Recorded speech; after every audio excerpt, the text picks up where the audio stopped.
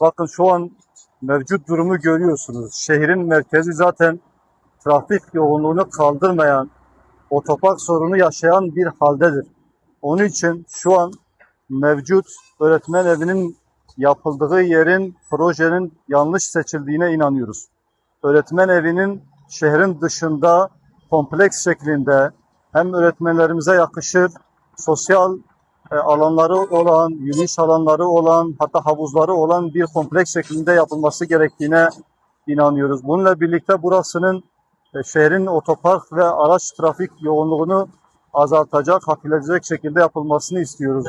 Bir de zaten modern şehirlerde bütün kurum binaları şehrin dışına taşındı. Biz şimdi bu binayı burada yaptığımızda 15 yıl sonra bu bina büyük ihtimalle şehrin dışına taşınacak. O zaman niye bu anlayışta ısrar edelim, yanlışı sürdürelim?